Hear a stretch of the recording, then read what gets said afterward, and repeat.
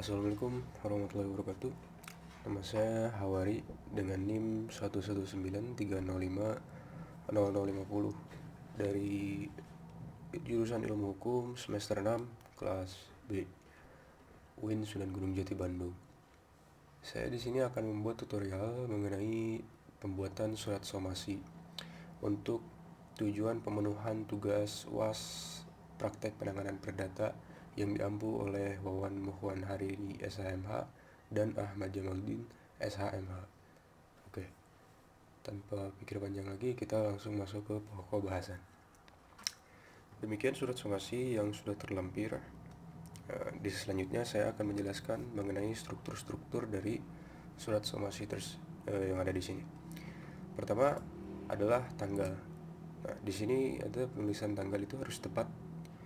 Jadi di sini tulisannya Bandung 15 Maret 2022 karena penulisan tanggal ini akan berguna untuk nantinya gugatan di pengadilan. Karena menurut pasal 1238 KUH Perdata, sebelum gugatan itu dilayangkan harus ada dulu surat teguran atau somasi kepada tergugat agar kemudian si gugatan bisa dilaksanakan. Yang kedua, ada hal mengenai pembicaraan yang ada di dalam surat ini sendiri. Hal di sini bisa berkaitan mengenai legal opinion, bisa juga surat kuasa, surat gugatan, dan yang lain-lain. Jadi di sini harus jelas agar bisa terklasifikasi jenisnya. Yang ketiga, ada alamat atau tujuan. Nah, tujuan ini ditujukan kepada calon tergugat. Nah, dalam kasus ini adalah Bapak Jeremy Polkadot di Jalan Sukajadi nomor 43, Kota Bandung. Alamat ini harus jelas karena alamat ini harus ditujukan pada si calon tergugat gitu. Karena nantinya kalau misalnya di gugatannya alamatnya salah, pas digugat ke pengadilan itu akan jadi sedikit problem, jadi problem teknis juga gitu. Ketiga, dimulai dengan hormat. Nah, untuk di sini paragraf 1 itu udah mulai masuk ke pokok pembicaraan mengenai kasus.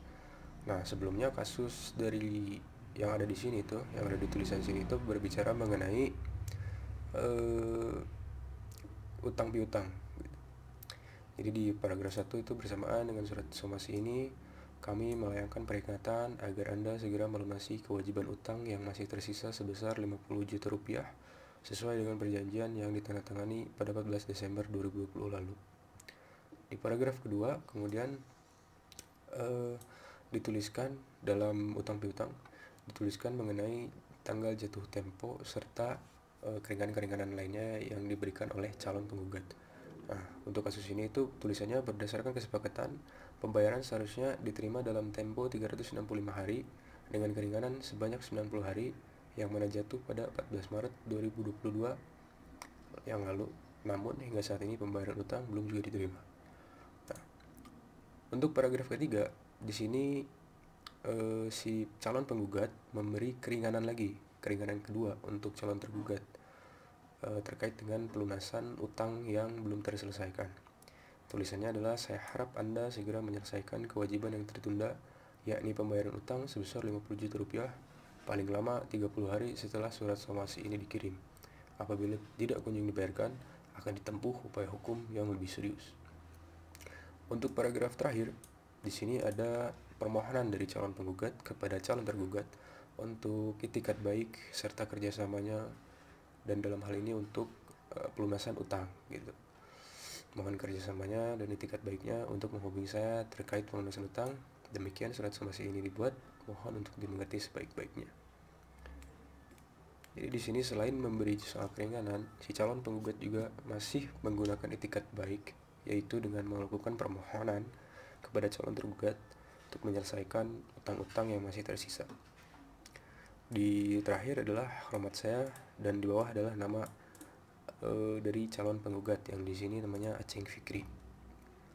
Nah, demikian untuk pembuatan surat somasi. Jadi di surat somasi itu untuk kilas baliknya lagi ya, ada tanggal, kemudian ada hal yang dibicarakan, kemudian ada alamat serta tujuan dari suatu somasi ini, dan ini harus benar. Untuk selanjutnya, ke pokok pembahasan dari kasus itu ada di paragraf 1 sampai 3 untuk di kasus ini gitu. Kalau kasusnya berbeda lagi dan lebih kompleks, mungkin akan lebih panjang dari ini, dan banyak disebutnya gugatan-gugatan atau tuntutan-tuntutan yang dimasukkan dari calon penggugat ke calon tergugat di dalam paragraf pokok pembahasan ini. Untuk terakhir pasti ditutup dengan kalimat mohon kerjasama dan etikat baiknya, karena bagaimanapun kita harus menyelesaikan problem-problem yang ada khususnya di lingkup hukum dengan etikat baik dan damai. Demikian pembuatan surat somasi ini dibuat, semoga bermanfaat bagi yang melihat. Assalamualaikum warahmatullahi wabarakatuh.